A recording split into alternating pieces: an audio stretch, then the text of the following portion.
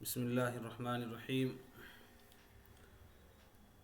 وبہ نستعین اما بعد اعوذ باللہ من الشیطان الرجیم بسم اللہ الرحمن الرحیم وانکحوا الایام منکم والصالحین من عبادکم وامائکم ان یکونوا فقراء یغنیہم اللہ من فضلہ واللہ واسع علیم وقال تعالی وآتوا النساء صدقاتهن نحلہ صدق اللہ العظیم وقال النبی صلی اللہ علیہ وسلم ان اعظم النکاح برکۃ ایسرہ معونہ او کما قال رسول اللہ صلی اللہ علیہ وسلم۔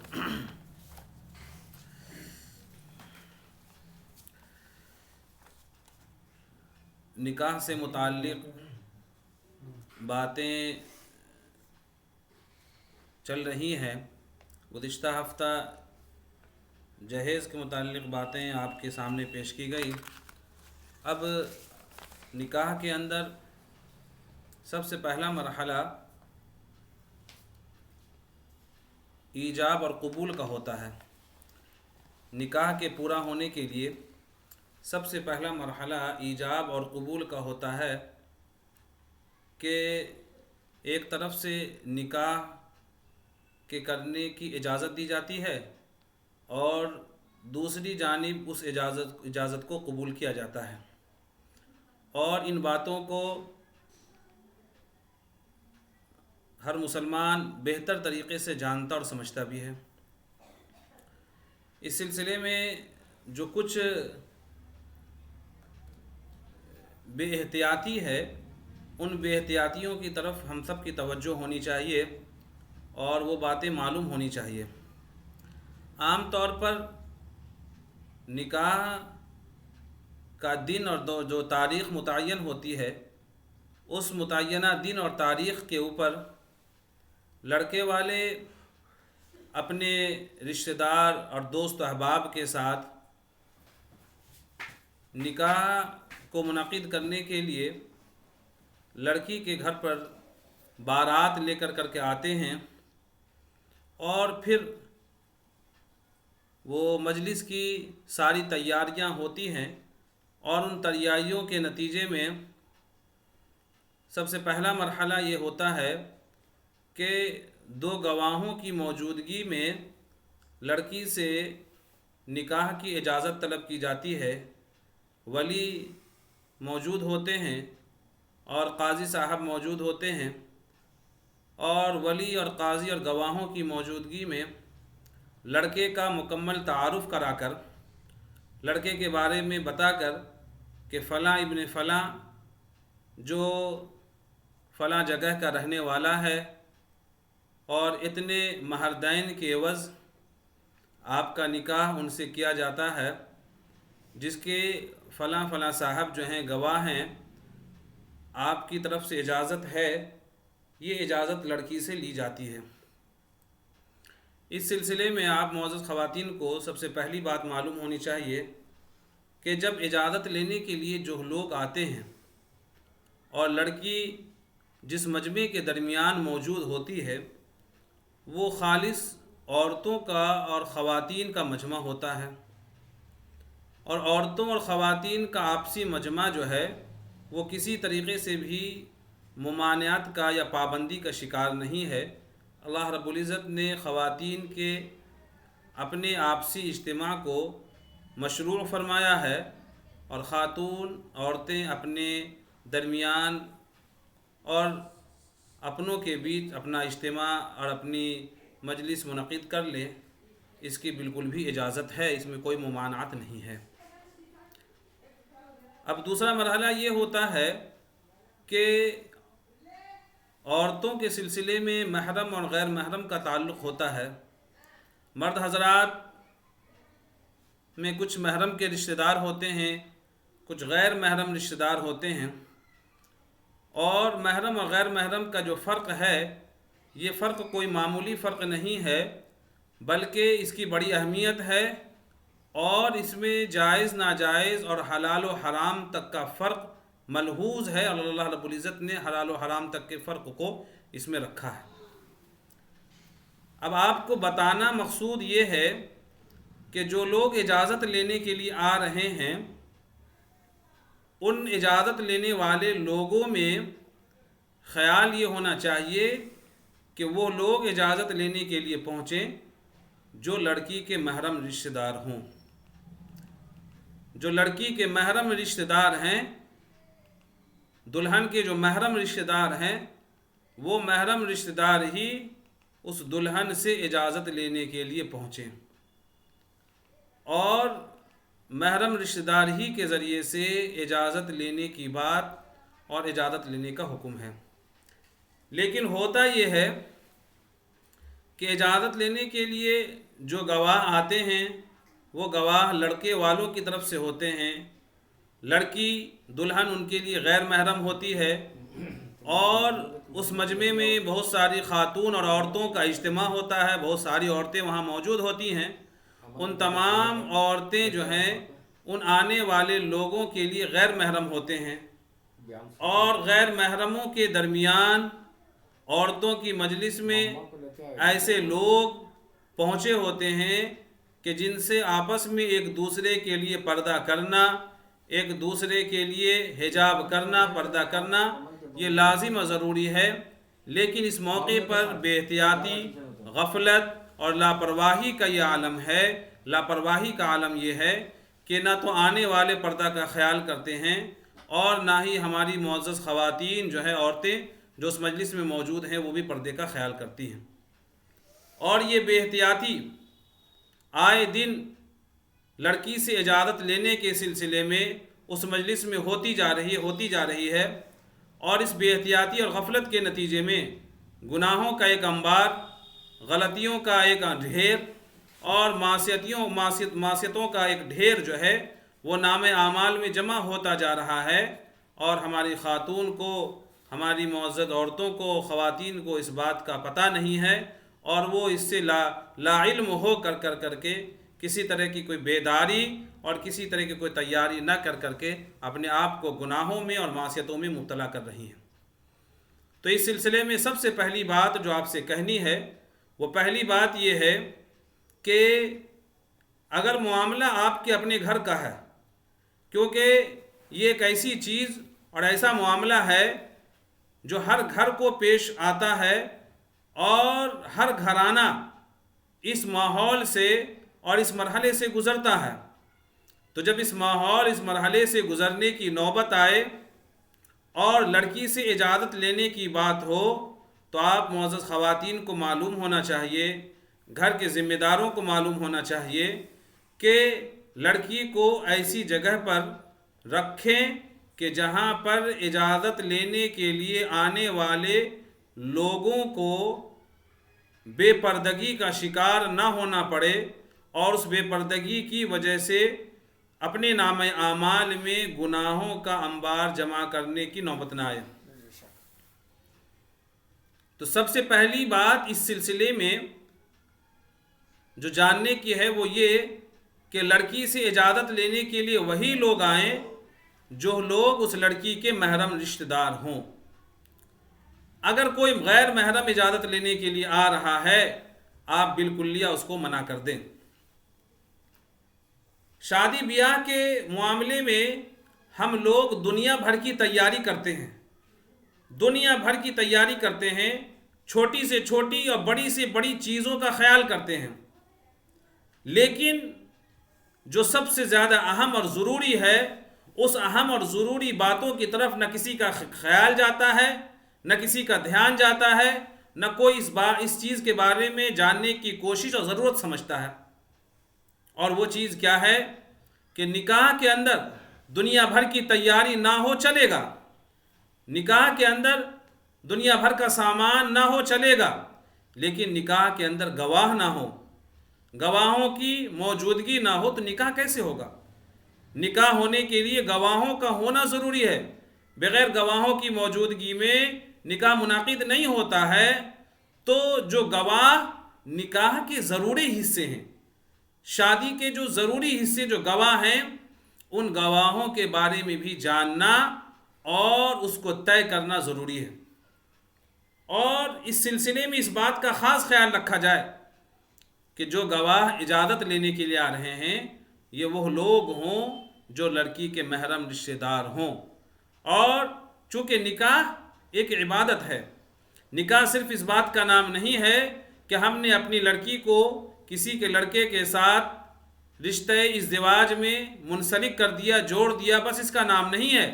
بلکہ نکاح اس بات کا بھی نام ہے کہ نکاح جو ہے ایک عبادت ہے۔ نکاح اللہ کو خوش کرنے، نبی کی سنت کو زندہ کرنے، فطرت کے تقاضے کو پورا کرنے، انسانی ضرورت کو پورا کرنے کا ایک ذریعہ ہے، ایک راستہ ہے۔ نکاح کو آج ہمارا معاشرہ جو بہت معمولی، نکاح کو آج ہمارا معاشرہ جو بہت ادنا اور کمتر سمجھتا ہے، اور بس اس بات کی تگ و دو اور محنت میں رہتا ہے کہ ایک خوشی کا موقع ہے، ایک فرحت کا موقع ہے، ایک شادمانی کا موقع ہے، بس اس موقع کی پوری تیاری کر لو، مزے اڑا لو، دوست احباب سے مل لو، رشتہ داروں کو جمع کر لو، ایک بھیڑ کے کھانے اور ان کی ضیافت کا انتظام کر لو، بس اسی چیز کے اندر جو ہے اپنی ساری محنت، اپنی ساری کوشش، اپنا سارا سرمایہ، اپنی ساری دولت خرچ کر دیتے ہیں۔ لیکن جو نکاح کی بنیادی باتیں ہیں، جو نکاح کی بنیادی چیزیں ہیں، جو اہم اور ضروری چیزیں ہیں، ان ضروری اور اہم چیزوں کی طرف دھیان نہ دے کر کے ہم نکاح کی حیثیت کو، نکاح کی فضیلت کو جو ہے اپنی نگاہوں میں کم کرتے چلے جا رہے ہیں، اپنی نگاہوں میں گھٹاتے چلے جا رہے ہیں، اور نکاح کو بس ہم جو ہے جیسے تیسے کر دینے کو تیار ہو جاتے ہیں۔ بس اس چیز کی طرف دھیان رہتا ہے، اس چیز کی طرف توجہ رہتی ہے کہ کس طریقے سے زیادہ سامان اکٹھا کیا جائے، اچھے سے اچھے کھانے پینے کی چیزوں کا انتظام کیا جائے، زیادہ سے زیادہ مہمانوں کے جمع کرنے کا انتظام کیا جائے۔ تو نکاح کے ضروری حصوں میں گواہوں کا ہونا ہے، تو لڑکی سے اجازت لینے کے لیے ایسے لوگوں کو طے کریں جو لوگ لڑکی کے محرم رشتہ دار ہوں، اور ان محرم رشتہ دار کی موجودگی کے اندر لڑکی سے اجازت طلب کی جائے۔ اور جب یہ لوگ اجازت لینے کے لیے وہاں پہنچیں تو اس بیچ جن راستوں سے، جن گلیوں سے ان کا گزر ہو، ان تمام راستوں، ان تمام گلیوں کو جو ہے تھوڑی دیر کے لیے آپ معزز خواتین جو ہے بالکل فری چھوڑ دیں۔ آپ گھر کی چہار دیواری، ہال کے دائرے کے اندر، اپنوں کے بیچ آپ جو خوشی، جو فرحت، جس لذت کو لینا چاہیں، جو فرحت حاصل کرنا چاہیں، آپسی جو ملاقات کرنا چاہیں، ایک دوسرے سے ملنا چاہیں، باتیں کرنا چاہیں، خوب باتیں کریں، خوب ملے جلیں، ایک دوسرے کی خیر خیریت معلوم کریں۔ نکاح کی خوشی کو جتنا زیادہ بڑھا سکتی ہیں، اپنی خواتین اور عورتوں کے درمیان جتنا بڑھا سکتی ہیں آپ بڑھائیں۔ خوب ایک دوسرے کی خیر خیریت، ایک دوسرے کی خوشی، ایک دوسرے کی فرحت کے اندر آپ شامل ہوں، ان کو خوشی دیں، ان کو مبارکباد دیں، ساری چیزیں ہوں۔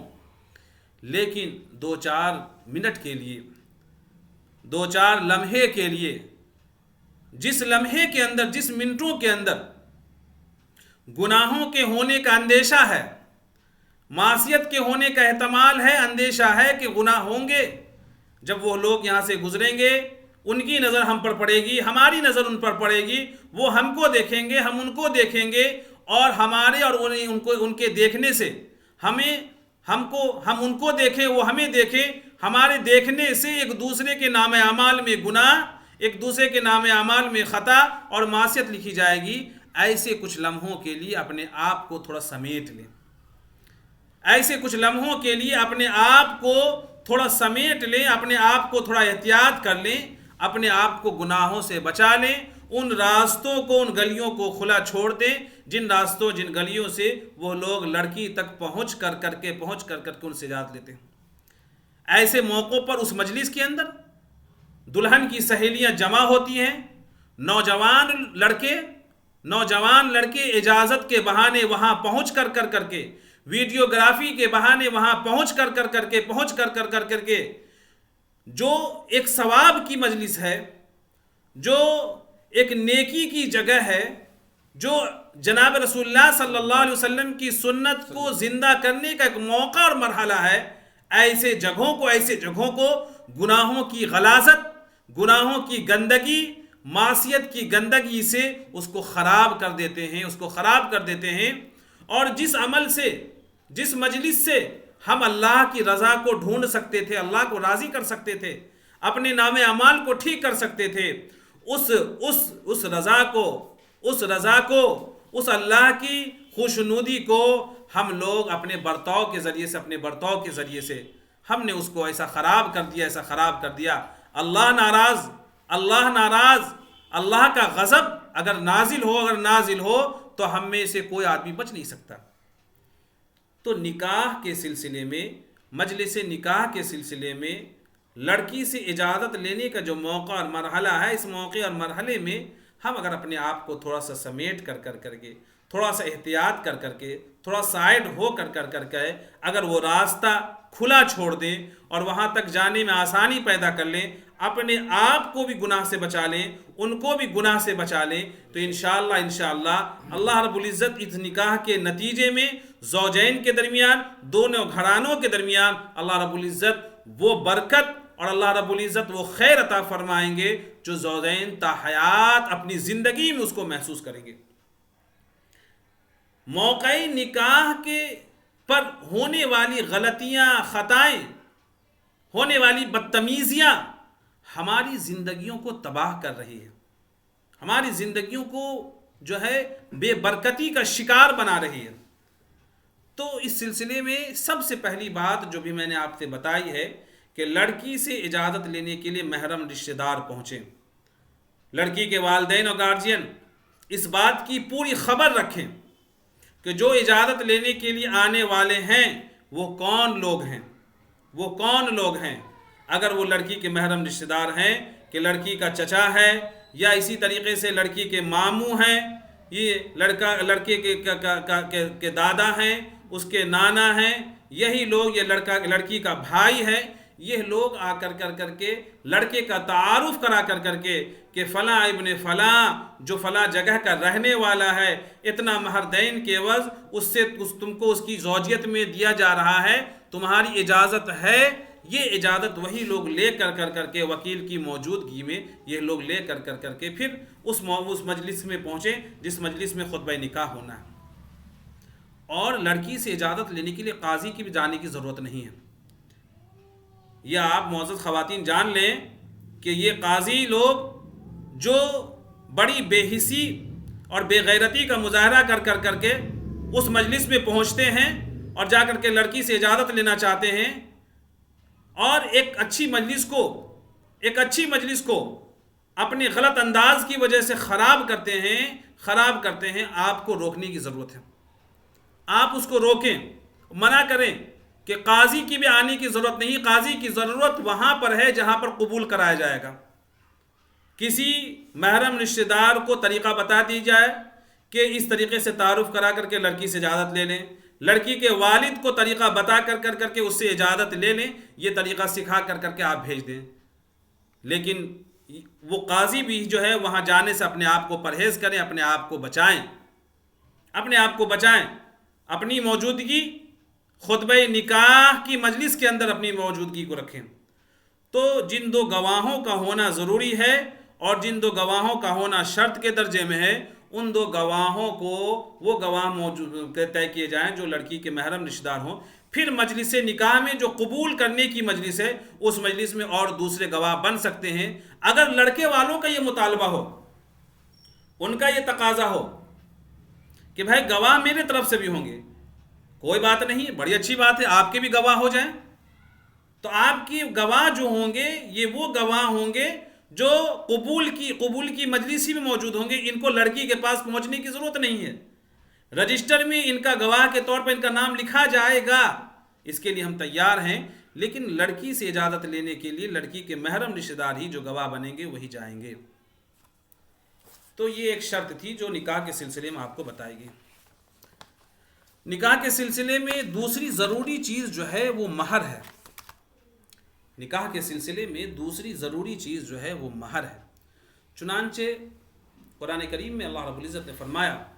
وَآتُوا النِّسَاءَ صَدُقَاتِهِنَّ نِحْلَةً. وَآتُوا النِّسَاءَ صَدُقَاتِهِنَّ نِحْلَةً کہ اے لوگوں تم جو ہے خوش دلی کے ساتھ مہر کو ادا کرو. وَآتُوا النِّسَاءَ صَدُقَاتِهِنَّ نِحْلَةً کہ اے لوگوں مہر کی ادائیگی خوش دلی کے ساتھ کرو، یہ اللہ رب العزت کا حکم ہے۔ اب یہ مہر کیا چیز ہے؟ تو شریعت یہ بتاتی ہے کہ عورتوں کی، خاتون کی عصمت و عفت کے احترام میں، خواتین کے، دلہن کے عصمت و عفت کے احترام میں شوہر کی طرف سے جو ایک تحفہ دیا جاتا ہے، اسی تحفے کا نام مہر ہے۔ خاتون دلہن کی عصمت و عفت کے احترام میں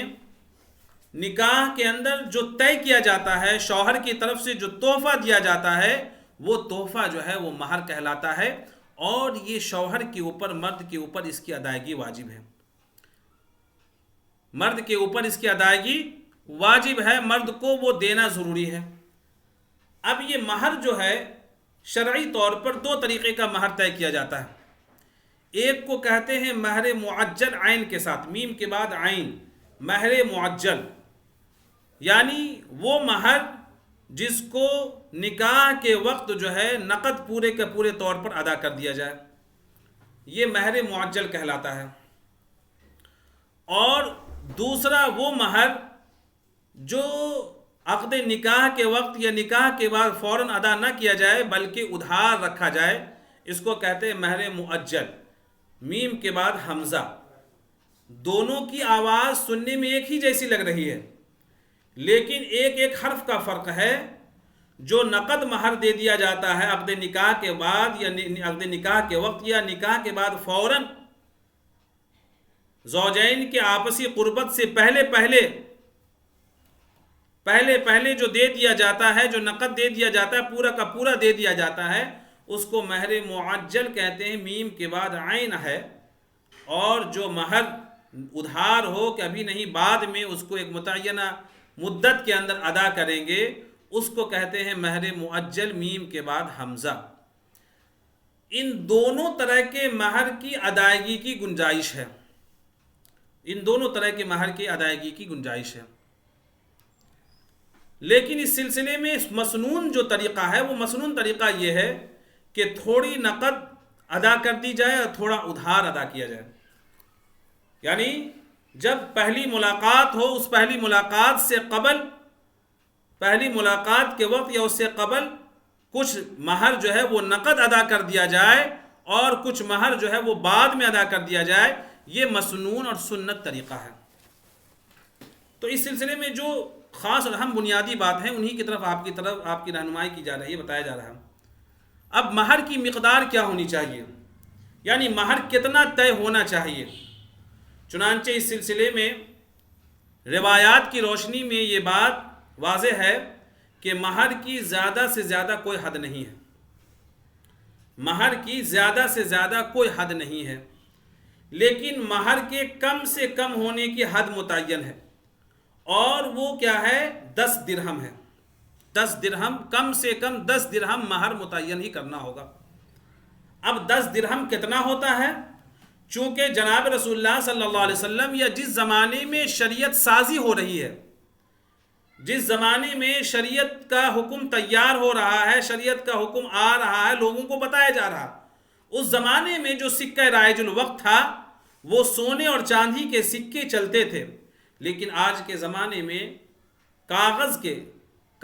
کے جو ہے نوٹ چلتے ہیں، کاغذ کا پیسہ ہوتا ہے، اور روپی اور پیسوں میں اصل چیز جو ہے وہ سونا اور چاندی ہی ہے۔ باقی کاغذی شکل میں جو رقم، جو پیسہ ہم لوگوں کے درمیان ہے، یہ اس سونے اور چاندی کے مقدار کی ایک سرٹیفکیٹ سمجھ لیجئے، جس کو باقی بھی رکھا جا سکتا ہے اور ختم بھی کیا جا سکتا ہے۔ اور ہندوستانی عوام نے حال فی الحال اس کا ثبوت اپنی نگاہوں سے دیکھا ہے کہ دسمبر یا نومبر 2016 کے اندر جو ہے پرانے 500 اور 1000 کے نوٹوں کو کالعدم قرار دے دیا گیا۔ یہ اس بات کی بہت بڑی شہادت اور ثبوت ہے کہ یہ ایک ثبوت کے طور پر ہے، اس کو باقی بھی رکھا جا سکتا ہے، ختم بھی کیا جا سکتا ہے، چنانچہ حکومت نے اس کے ختم کرنے کا فیصلہ کر کے اس کی جگہ دوسری نوٹ کو جاری کیا۔ تو مہر کی کم سے کم مقدار جو ہے وہ 10 درہم ہے، اور وہ 10 درہم کتنا ہے اس کو بتایا جا رہا ہے 30 گرام 618 ملی گرام چاندی، 30 گرام اور 618 ملی گرام چاندی جو ہے، اتنی چاندی یہ کم سے کم مہر کی مقدار ہے جو 10 درہم کو پہنچتی ہے، یہ کم سے کم ہے۔ اور دوسری چیز یہ ہے کہ مہر کو زیادہ سے زیادہ متعین کرنا، زیادہ سے زیادہ طے کرنا، یہ بھی شریعت کے اندر پسندیدہ نہیں ہے۔ شریعت نے اس بات کی کبھی بھی حوصلہ افزائی نہیں کی کہ لوگ زیادہ سے زیادہ مہر متعین کریں، لیکن کم سے کم مہر کی مقدار شریعت نے بتائی، لیکن اس کا یہ مطلب نہیں ہے کہ لوگ اس کم سے کم مقدار کے اوپر جو ہے مہر کو طے کریں، بلکہ ابھی اب بتایا گیا تھا کہ مہر جو ہے وہ عورتوں کی عصمت و عفت کے احترام میں شوہر کی طرف سے دیا جانے والا تحفہ ہے، تو یہ تحفہ ایسا مناسب ہونا چاہیے، ایسے مناسب اور بہتر مقدار میں ہونا چاہیے کہ جس سے احترام کا پہلو بھی واضح ہو، احترام کا پہلو بھی ظاہر ہو۔ اور جب ہم جناب رسول اللہ صلی اللہ علیہ وسلم کے طریقہ کو دیکھتے ہیں تو آپ صلی اللہ علیہ وسلم نے اپنی ازواج مطہرات اور اپنی بنات طاہرات یعنی اپنی صاحبزادیوں کا جو مہر متعین کیا وہ 500 درہم کی مقدار ہے، 500 درہم کی مقدار ہے۔ چنانچہ حضرت فاطمہ رضی اللہ عنہا کا جو مہر متعین کیا گیا تھا وہ 400 درہم تھا۔ 400 درہم جو ہے حضرت علی رضی اللہ تعالیٰ عنہ نے حضرت فاطمہ رضی اللہ تعالیٰ عنہا کا مہر ادا کیا ہے۔ تو یہ مہر کی کچھ تفصیلات تھیں۔ اس کے ساتھ ساتھ کچھ ایسی باتیں جو ہمارے سماج کے اندر اس وقت چل پڑی ہیں اور اس سلسلے میں جو بہتر شکل ہے اس پر عمل نہیں ہو رہا ہے، وہ یہ کہ لوگ بڑی سے بڑی مہر کو طے کر لیتے ہیں لیکن اس کی ادائیگی کا کوئی اہتمام نہیں ہوتا ہے، اور اس کی ادائیگی نہ کرنے کی وجہ سے مرد حضرات آئے دن گنہگار بنتے جا رہے ہیں۔ ان کے گلوں میں، ان کے کاندھوں کے اوپر مہر کا بوجھ لدا ہوا ہے، اور اگر وہ اسی عالم میں دنیا سے چلے گئے تو وہ ان کے ذمہ باقی رہے گا، کل قیامت کے دن اس کی ادائیگی ہوگی۔ اب اس سلسلے میں جو سب سے بڑی لاپرواہی ہے، اور یہ لاپرواہی خود اس سماج کی عورتیں کرتی ہیں اور اس کو اپنا بڑا کارنامہ سمجھتی ہیں، وہ لاپرواہی کیا ہے؟ وہ لاپرواہی یہ ہے، اگر کسی شخص کا انتقال ہوا اور اس نے اپنا مہر ادا نہیں کیا، آس پاس کی عورتوں کو معلوم ہو گیا کہ مہر ادا نہیں ہوا ہے، شوہر کا جنازہ رکھا ہوا ہے، اب رشتہ دار عورتیں یا پڑوس کی عورتیں جو ہیں اس مرنے والے کی زوجہ کو یہ طعنہ دیتی ہیں اور ان کو اس بات پر مجبور کرتی ہیں کہ تمہارا شوہر چلا گیا، تمہارا مہر نہیں ادا ہوا، مہر معاف کر دو، اور اس پر عورتوں کو مجبور کیا جاتا ہے۔ ایسے موقع پر مہر کی معافی نہیں ہوتی، یہ جان لیں۔ ایسے موقع پر مہر کی معافی نہیں ہوتی ہے، مہر معاف نہیں ہوتا ہے، بلکہ وہ مہر اس کے ذمے باقی رہتا ہے۔ اس کے ساتھ ساتھ دوسرا مسئلہ یہ بھی ہے کہ اگر کسی شخص کا انتقال ہو گیا اور اس نے مہر ادا نہیں کیا ہے، تو اب جو اس کا ترکہ ہے، اس ترکے میں سے جو اس کی جائیداد اس نے چھوڑ کی گئی، اس جائیداد میں سے اس کی زوجہ کا، اس کی بیوی کا مہر ادا کرا جائے گا، اس کا مہر ادا کیا جائے گا۔ اسی طریقے سے ایک مسئلہ اس میں یہ بھی ہے کہ اگر کسی شخص کا انتقال ہوا اور پھر اس کی بیوی کا بھی انتقال ہو گیا اور اس شخص نے اپنی بیوی کا مہر ادا نہیں کیا تھا، تو اب اس عورت کے جائیداد کے جو لوگ وارث ہوں گے، ان وارثین پر اس مہر کو حصے دار کے طور پر تقسیم کیا جائے گا۔ یہ وہ مسائل ہیں، ان کو جاننا ضروری ہے۔ ان مسائل سے غفلت برت کر کے اپنی آخرت خراب نہیں کرنی ہے، ان مسائل سے لاپرواہ ہو کر کے اپنے آپ کو جہنم کا مستحق نہیں بنانا ہے، ان مسائل سے لاپرواہ ہو کر کے اپنی آخرت کو جو ہے وہ تباہ نہیں کرنی ہے، بلکہ مسائل کو جان کر کے مسائل پر عمل کرنے کی کوشش کرنی ہے۔ تو مہر کی ادائیگی ہر حال میں ضروری ہے، مہر کو ادا کرنا ضروری ہے. مہر کو نہیں ادا کریں گے تو ایک واجب ذمہ داری آپ کے ذمے لگ کر کے کل قیامت کے دن اس کے سلسلے میں باز و پرس ہوگی. اس سلسلے میں نمبر وار کچھ ہدایات ہیں جو جناب رسول اللہ صلی اللہ علیہ وسلم کی طرز زندگی اور آپ صلی اللہ علیہ وسلم کے طریقہ کار سے جو باتیں معلوم ہوئی ہیں، اصولی طور پر وہ ہدایات آپ کے پیش کی جاتی ہیں، ان کو بغور سنیں. وہ یہ ہے کہ مہر میں نقد رقم طے کی جائے یا ایسی چیز طے کی جائے جس کو آدمی پسند کرتا ہو، جیسے زیورات وغیرہ ہیں، وہ زیورات بھی مہر کے بننے کے لائق ہیں، ان کو مہر بنایا جا سکتا ہے. دوسری چیز یہ ہے کہ مہر کی مقدار خوش دلی کے ساتھ طے کی جائے. مہر کی جو مقدار ہے کہ مہر کتنا ہونا چاہیے، اس مقدار کو خوش دلی کے ساتھ اس کو طے کیا جائے. اس سلسلے میں کسی پر کوئی دباؤ یا جبر کرنے کی ضرورت نہیں ہے. اور آج کل تو چونکہ دباؤ ہوتا ہے، اور اس دباؤ کی وجہ یہ ہے کہ لڑکے والے بڑے جہیز کا مطالبہ کرتے ہیں، بڑی ڈیمانڈ کرتے ہیں کہ ہم کو اتنے نقد رقم ہم کو چاہیے، ہم کو یہ گاڑی چاہیے، اور ہم کو اتنے ساز و سامان چاہیے. تو پھر لڑکی والے بھی کہتے ہیں کہ ہاں ٹھیک ہے بھائی، جب تم نے اتنے لوازمات کا مطالبہ کیا ہے تو پھر مہر بھی بڑا باندھو. اور پھر لاکھوں میں وہ مہر طے کیا جاتا ہے، اور لاکھ روپے مہر طے ہوتے ہیں. تو اس سلسلے میں دونوں طرف سے لاپرواہی اور غفلت ہے. جہیز دے کر کے جن لڑکی والوں نے جہیز دیا ہے، وہ جہیز دے کر کے لڑکے والوں پر دباؤ بنا ہے، اور اس لڑکے والے نے جہیز کا مطالبہ کر کے لڑکی والوں کو اس بات پر مجبور کیا ہے کہ آپ زیادہ سے زیادہ مہر باندھیے. جبکہ زیادہ سے زیادہ مہر باندھنا شریعت کے اندر یہ پسندیدہ نہیں ہے، بلکہ مہر وہ ہو جو خوش دلی کے ساتھ طے کیا جائے، اور جو بغیر کسی جبر و اکراہ کے، بغیر کسی دباؤ کے اس کو طے کیا جائے. تیسری چیز یہ ہے کہ مہر ادا کرنے کی نیت سے باندھنی چاہیے. یہ نہیں ہے کہ بھائی مہر باندھ لو، دینا نہ دینا اس کو کون دیکھ رہا ہے، اور جب وہ نکاح ہو کر کے شادی ہو کر کے میری یہاں آئے گی تو ہم تو اس کو کسی طریقے سے منا لیں گے، معافی تلافی کر لیں گے. یہ نیت اگر پہلے سے کر لی گئی ہے تو یہ فاسد نیت ہے، اس کی وجہ سے بڑی خرابی آتی ہے. تو مہر ادا کرنے کی نیت سے باندھی جائے. اپنی خاندان کی شرافت یا اپنی برادری کا ڈنکا بجانے کے لیے مہر کو زیادہ سے زیادہ نہ باندھا جائے. تیسری چیز یہ ہے کہ مہر باندھتے وقت شوہر کی معاشی حالت کا خاص خیال رکھا جائے. جس عورت کا مہر باندھا جا رہا ہے اور جس شخص پر باندھا جا رہا ہے، وہ اس شخص کی معاشی حالت کو دیکھی جائے. اس کی معاشی حالت کیسی ہے کہ وہ مہر ادا کر سکتا ہے. اب وہ معاشی حالت سے، اقتصادی حالت سے، اکنامک طور پر وہ آدمی کمزور ہے، وہ اتنی رقم ادا نہیں کر سکتا ہے، اور آپ جو ہے زبردستی اس پر اتنی رقم جو ہے وہ باندھ دیے ہیں، تو گویا آپ اس کو گناہ کرنے پر اور آپ اس کو جو ہے معصیت کے اندر مجبور کر رہے ہیں. اسی طریقے سے مہر جو ہے یہ عورت کا حق ہے. مہر کے رقم کی عورت مالک ہے. وہ جہاں چاہے، جب چاہے، جیسے چاہے اس کو استعمال کر سکتی ہے، اس میں تصرف کر سکتی ہے. شوہر دباؤ ڈال کر کے نہ تو اس کو چھین سکتا ہے اور نہ ہی بیوی کی اجازت کے بغیر اس کو استعمال اور خرچ کر سکتا ہے. تو یہ مہر کے سلسلے میں چند بنیادی اہم باتیں تھیں